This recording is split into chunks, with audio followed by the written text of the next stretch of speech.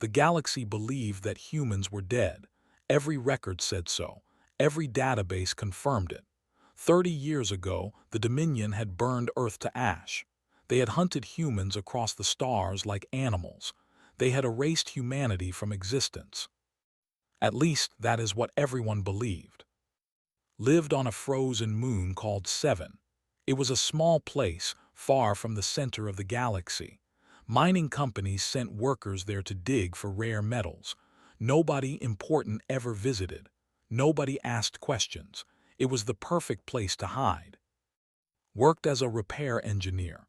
He fixed old cargo ships that came through the station. He kept his head down. He spoke little. He had changed his name, changed his face, changed everything about himself. To the aliens around him, he was just another worker. They did not know he was human. They could not know. Being human was a death sentence. Every night returned to his small room in the worker housing. The walls were made of cheap metal. The heating system barely worked, but it was safe. It was hidden. That was all that mattered. In the corner of his room sat an old communication console. It was 30 years old, built with Earth technology. Should have destroyed it long ago. Keeping it was dangerous, but he could not bring himself to do it. It was the last piece of his old life, the last connection to who he used to be. He never expected it to work again. On a night like any other, came home tired from work. His hands were dirty with engine grease. His back ached. He sat down on his bed and stared at the wall, thinking about nothing. Thinking was dangerous. Memories were painful. He had learned to empty his mind. Then the console made a sound. Froze, he looked at the old machine. Its screen was flickering. A light he had not seen in decades was blinking. His heart began to race. This was impossible. The old Earth communication networks were dead. They had destroyed them all. But the light kept blinking. Slowly walked to the console. His hands were shaking. He pressed the button to receive the message. The screen filled with numbers and letters. It was encrypted, but recognized the code immediately. It was old Earth military encryption. He had learned it as a young man before the burning. His fingers moved across the keyboard. He had not used these skills in 30 years, but his hands remembered. The code broke apart. The message appeared on the screen. Read it 3 times, then he read it again. Survivors LOCATED. VLIKPREPARING second extinction. Coordinates attached. We need a human, please. The sender was listed as director of the Coalition Science Division. Stepped back from the console. His legs felt weak. Survivors. There were survivors. Humans were still alive somewhere in the galaxy, and someone was asking for help. But who was director? The name felt familiar. Searched his memory. Then it came back to him. The alien who had spoken for humanity in the Coalition Senate. The one who had tried to stop the... She had failed, but she had tried. That was more than anyone else had done. Why was she sending this message? Why now after 30 years? Looked at the coordinates attached to the message. They pointed to Station, a neutral place where different alien races met for trade and politics. It was far from 7. Getting there would be dangerous. Leaving his hiding place would be dangerous. Everything about this was dangerous. He should delete the message. He should destroy the console. He should forget he ever saw this. But he could not stop thinking about the words. Survivors located. There were humans out there, people like him, people who had lost everything, people who were hiding, surviving, hopping. And they were coming for them again. Thought about his sister. She had been a soldier on Earth. When they attacked, she had stayed behind to fight. She had given others time to escape. She had died so that people like could live. He thought about his daughter. She had been only 7 years old when the burning happened. He had lost her in the chaos of the evacuation. He had searched for years, but he never found her. He did not know if she was alive or dead. The not knowing was the worst part. For 30 years had lived like a ghost. He had told himself that survival was enough, that staying hidden was the right thing to do, that there was nothing he could do to change anything. But was that true, or was it just fear? He looked at the message again. "We need a human, please." Someone out there was asking for help. Someone believed that a human could make a difference. After everything that had happened, after all the death and destruction, someone still had hope. Hope had forgotten what that word meant. He sat in silence for a long time. The frozen wind of 7 howled outside his window.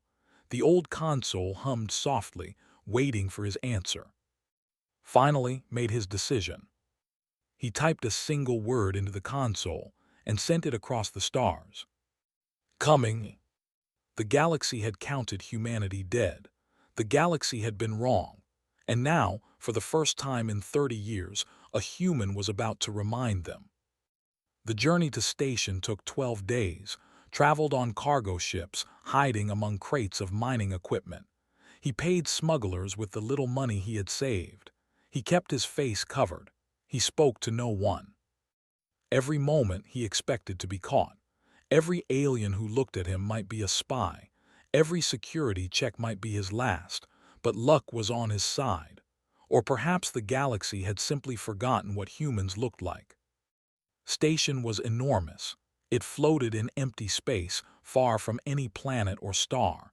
Thousands of aliens lived there. Millions more passed through every year. It was a place of trade, of politics, of secrets. The perfect place for a meeting that no one should know about. Found a cheap room in the lower levels of the station. He waited. The message had told him to wait for contact, so he waited. On the second night his door chimed. Opened it carefully, ready to run if needed. A small device floated in the hallway. It was round and silver, about the size of his fist.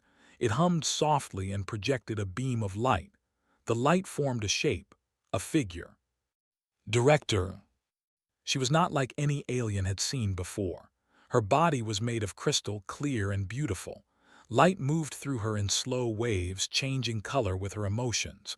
Right now, the light was pale blue, calm, careful. She said, her voice was soft like wind through glass, "Thank you for coming." Stepped back to let the device enter his room. The door closed behind it. "How did you find me?" he asked. "How did you know I was alive?" "I have spent 30 years searching for humans," said. "I have found fewer than 100. Most are hiding like you. Some have died. Some have been captured by the—" She paused. "You are harder to find than most. You covered your tracks well." "I had to," said. "Being found means death." "I know." The light in his crystal body shifted to a deeper blue, sadness. "That is why I reached out to you. I need your help. Humanity needs your help." Sat down on his bed. His legs felt tired. His whole body felt tired. "Tell me everything," he said. Explained. 6 months ago, scouts had discovered a hidden colony. It was on a small moon called New Haven, far from any major trade routes. 12,000 humans lived there. They had built a city from old ships and recycled materials. They had created farms, schools, hospitals. They had built a life. But now they knew about them, and they were coming. "Why don't they run?" asked. "They could evacuate, find another hiding place." "They have tried," said, "but 12,000 people cannot simply disappear. They need ships. They need fuel. They need places to go. They are watching all escape routes. There is no way out." Felt cold. What about the coalition? Can't they send help, send ships, send soldiers? The light in his body flickered. "I tried. I begged the coalition Senate to intervene, but they refused. They said the treaty with the Dominion must be protected. They said starting a war over 12,000 humans is not worth the risk." "Not worth the risk," repeated. The words tasted bitter in his mouth. "I am sorry," said. "I fought for humanity once. I failed. I have been trying to make up for that failure ever since. But I am just one voice in a galaxy that does not want to listen." Stood up and walked to the small window. Outside, he could see the lights of station, ships coming and going, aliens living their lives. None of them knew that 12,000 humans were about to die. Why me? He asked without turning around. I am just an engineer. I cannot fight a fleet. I cannot save anyone. The humans on New Haven sent out a distress call, said. It was broadcast in an old Earth code like the one I used to contact you. But there was something strange about it. Our translators could not fully understand it. Turned to look at her. What do you mean? The message contained a concept that our machines could not process. We asked our linguists, our scientists, our philosophers. None of them could explain it. Light shifted to a soft gold, curiosity, wonder. The concept was called hope. Said nothing. We understand fear, continued.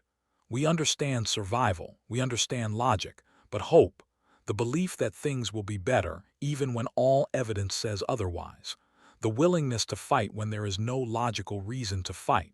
She moved closer to him. This is something uniquely human, and I believe it is the only thing that can save your people now. You think hope will stop the asked. I think hope is what makes humans dangerous, said. They expected you to surrender. You did not. They expected you to die. You did not. They erased your worlds and still you survive. That is not logic. That is not strategy. That is hope. Thought about her words. He thought about fighting until the end. He thought about the humans on New Haven building a life in hiding. He thought about all the ghosts like him, scattered across the galaxy, waiting for something to believe in. What do you want me to do? He asked. Go to New Haven, said. Answer their call, show them they are not alone, and then help me find others like you, other humans who are hiding, other humans who remember how to hope. Closed his eyes. This was madness. He was one man, one tired, broken man. What could he possibly do against an empire that had already burned his world? But then he remembered the words of the message. We need a human, please. Someone was asking for help, and for the first time in 30 years had a chance to answer. He opened his eyes and looked at. Send me the coordinates, he said. The galaxy had forgotten humanity, but humanity had not forgotten itself. And now, one man was about to remind the universe what it meant to be human. Knew he could not do this alone. One man could not save 12,000 people. He needed help. He needed to find other humans. Director gave him access to her secret database. For 30 years, she had been tracking human survivors across the galaxy. There were not many. Most had died or been captured, but some were still out there, hiding in the shadows. Began his search. His first stop was Prime, a trading world known for its dangerous markets. The streets were filled with aliens of every kind. Weapons dealers, smugglers, and criminals walked openly. The law did not exist here. Was looking for a man named. He found him in a dirty bar near the spaceport. Was sitting alone in the corner, drinking something dark and strong. He was a large man with broad shoulders and cold eyes. His body was covered in old scars. He looked like someone who had seen too many battles. Sat down across from him. Sergeant, he said quietly, 3rd Infantry Division, Earth Defense Force. Did not move. His eyes studied carefully. That man died 30 years ago, he said. You must be confused. I know what you are, said. I know what you lost, and I know you have been waiting for something, a reason to fight again. For a long moment said nothing. Then he put down his drink. Who are you? My name is I am human like you. He leaned forward. There is a colony of 12,000 humans. Found them. They are coming to finish what they started. Something changed in his eyes. The coldness melted.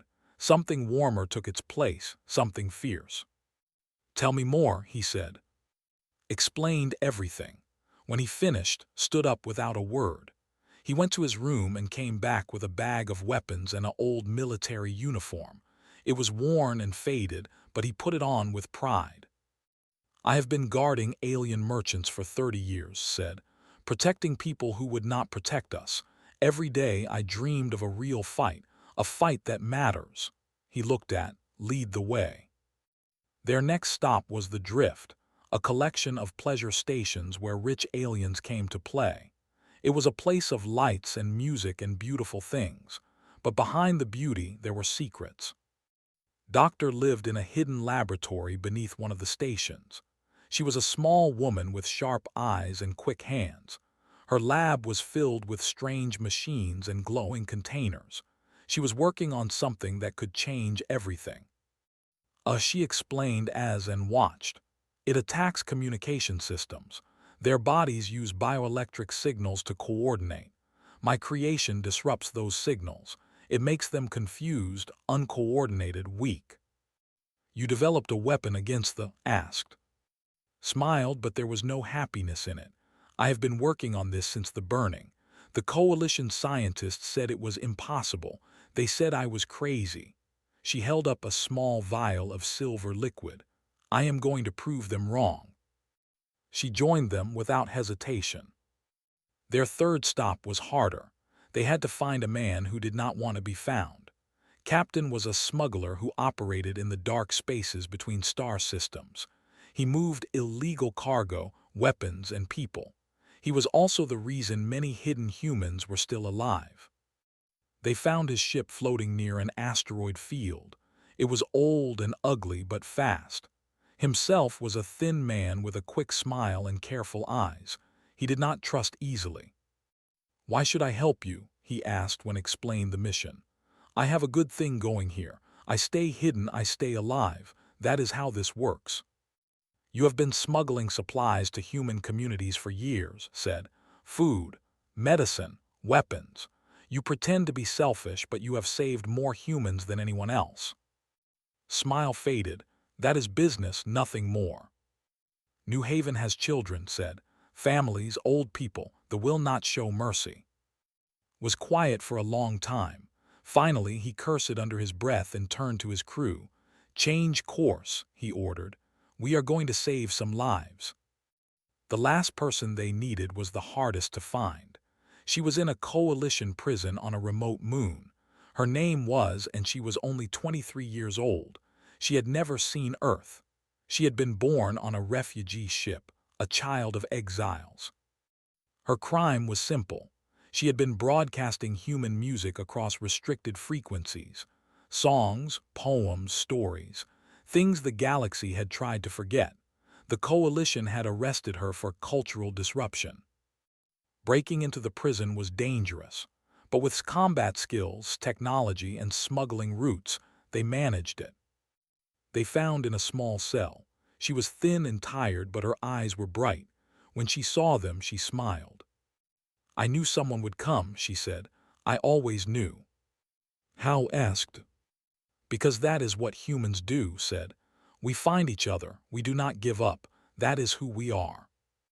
They escaped the prison and gathered on ship. 5 humans, 5 survivors, 5 ghosts who had refused to die. Looked at his team. A soldier who had never stopped fighting, a scientist who had never stopped working, a smuggler who had never stopped caring, a young woman who had never stopped believing. "We call ourselves the Ashes," said, "because we rose from what the burned, and now we are going to show the galaxy that humanity still lives." They set course for New Haven. 12,000 humans were waiting. They were coming. And for the first time in 30 years, humanity was fighting back. New Haven was beautiful. The colony sat on a small moon, hidden in a forgotten corner of the galaxy. From space, it looked like nothing special. But when and his team landed, they found something amazing.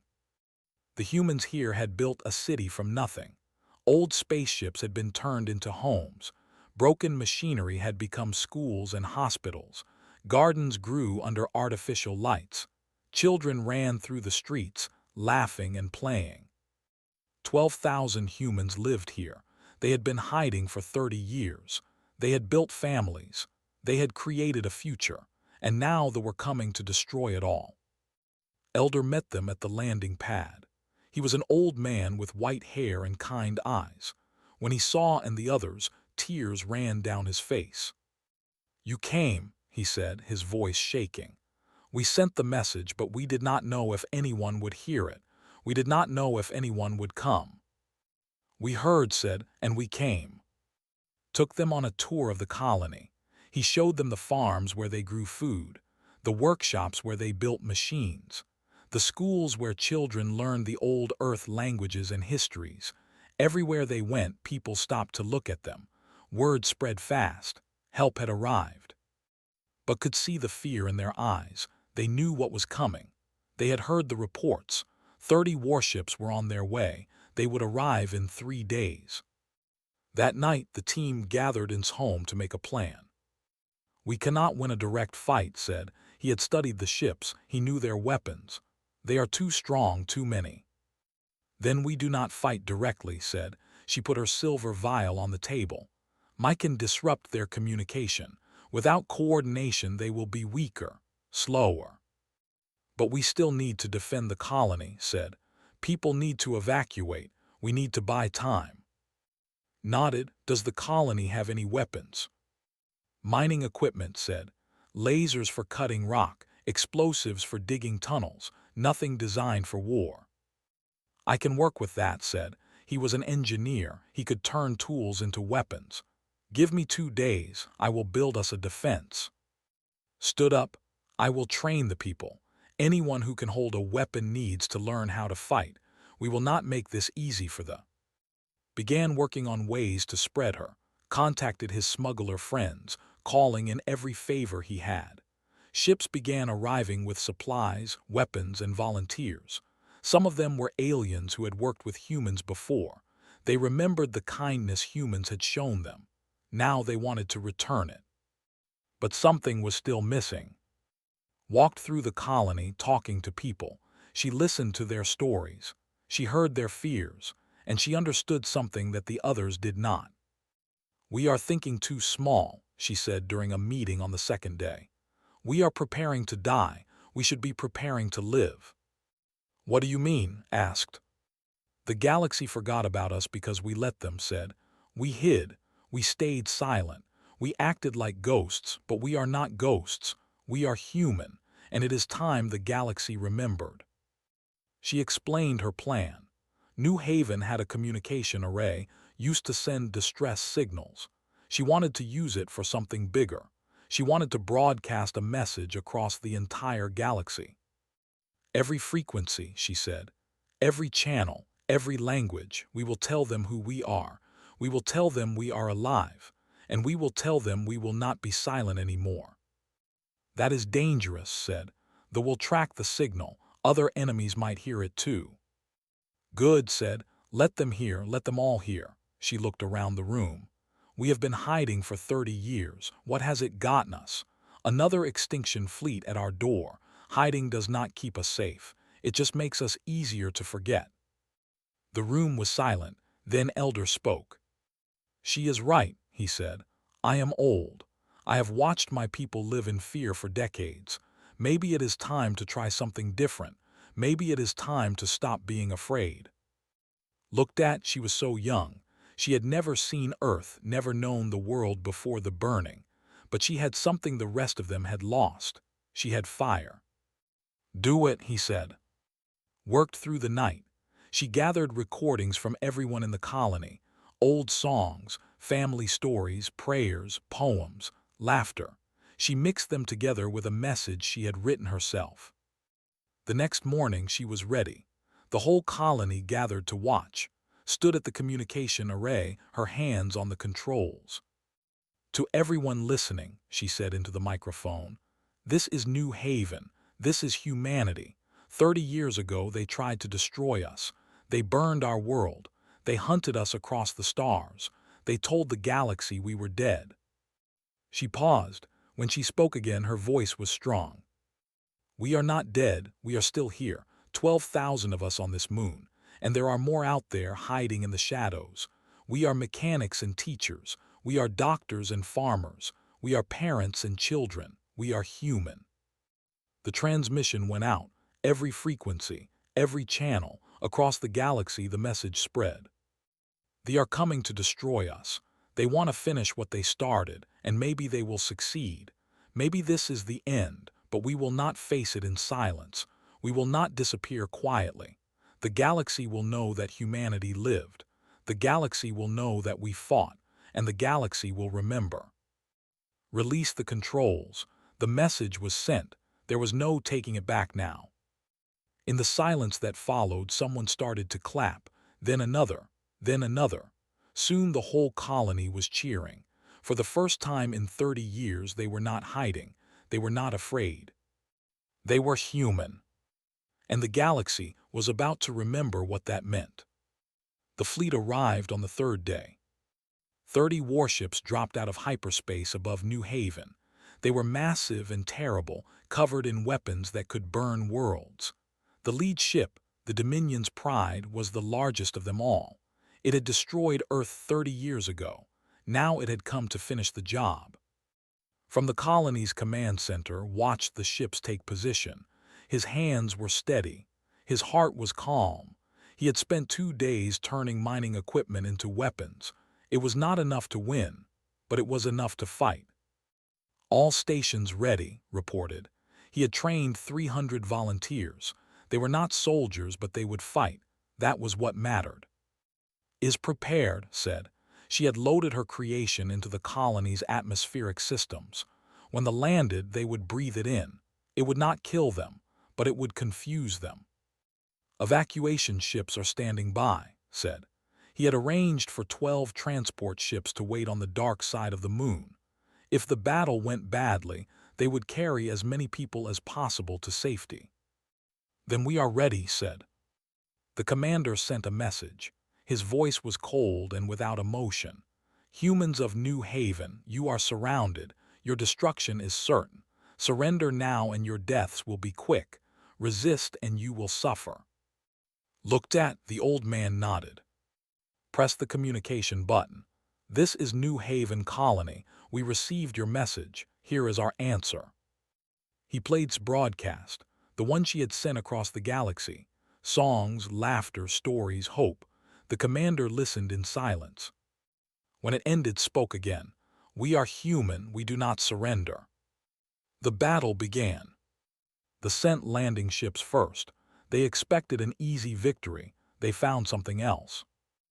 Mining lasers tore through the first wave of ships. Explosives buried in the landing zones erupted as they touched ground. Volunteers attacked from hidden positions, striking fast and disappearing into the tunnels. They were surprised. They had expected fear. They had expected surrender. They had not expected a fight. But they were still stronger. Too many ships, too many soldiers. Slowly they pushed forward. The colony's defenses began to fall. Volunteers died. Tunnels collapsed. The enemy advanced. Then activated the silver mist spread through the air. They breathed it in. And suddenly their perfect coordination shattered. Soldiers walked in circles, confused. Ships fired at each other by mistake. Officers screamed orders that no one could understand. For a moment the humans had the advantage. They pushed back. They held the line, but it could not last. The Dominion's Pride moved into position above the colony. Its main weapon began to charge. The same weapon that had burned Earth. When it fired, New Haven would be ash. Looked at the sky. He thought of his sister dying on Earth. He thought of his lost daughter. He thought of all the humans who had fought and died for 30 years. Had it all been for nothing? Then the sky filled with light. Ships dropped out of hyperspace. Not ships, coalition ships. 17 of them, including Director's personal vessel. They took position between the Dominion's Pride and the colony. Commander's voice rang across all frequencies. This action is unauthorized. You are attacking a protected zone. Protected? The commander's voice was filled with anger. These are humans. They have no protection. The coalition has no authority here. The coalition may not, said, but I do, and so do the crews of these ships. We heard the human message. We remembered what they did for us. When no one in the galaxy would stand for us, they stood. Now we stand for them. The commander laughed. You cannot win. You are 17 ships against 30. You will die with the humans. Perhaps, said, but you will know that you were fought. You will know that you were opposed. And the galaxy will know that when humanity needed help, there were those who answered. The battle resumed. It was brutal. Coalition ships burned. Ships burned. The sky above New Haven turned red with fire. Smuggler friends arrived with more ships, old and patched together but willing to fight. Alien traders who had worked with humans joined the battle. Even some pirates came, attracted by the chance to hurt the. On the ground led the final defense, ran from position to position, keeping the flowing. Broadcasted the battle to the galaxy, showing everyone what was happening, cared for the wounded and comforted the dying. Fought beside his people. He was not a soldier, but he had learned to fight. Everyone had learned to fight. It was what humans did. Finally, the Dominion's pride fell. A combined attack from ship and 3 smuggler vessels hit its engines. The massive ship began to burn. It tried to retreat, but it was too late. It exploded in a ball of fire that lit up the sky like a new sun. When the other ships saw their flagship die, they ran. The survivors jumped to hyperspace, fleeing into the darkness. The battle was over. Silence fell over New Haven. Then slowly, cheering began. People emerged from the shelters. They looked at the sky, at the wreckage of the fleet, at the coalition ships that had come to help. Elder stood before the crowd. His voice was tired, but his words were strong. 30 years ago, they tried to destroy us. They burned our world. They hunted us across the stars. They told the galaxy we were dead. He looked at the ships above, at his people around him, at the humans who had come to help. But we are not dead. We are still here. And today, the galaxy remembered. Stood at the edge of the crowd. He watched the twin suns of New Haven set on the horizon. Behind him, he could hear teaching alien children a song from Earth, a song from home. Someone touched his arm. He turned. It was a woman about 40 years old. Her eyes looked familiar. "Are you?" she asked. "Yes," he said. Tears filled her eyes. "I am. I was on the evacuation ships when I was 7 years old. I was separated from my father. I have been looking for him ever since." Stopped breathing. "Father," she said, "I found you." He held his daughter for the first time in 30 years. Around them, the colony celebrated. Humans and aliens stood together. Songs filled the air. The galaxy had counted humanity dead, but the galaxy had learned something important today. Humanity did not die easily. Humanity did not give up. Humanity did not fade into darkness. Humanity endured. Humanity fought. Humanity hoped. And now, at last, the galaxy would never forget again.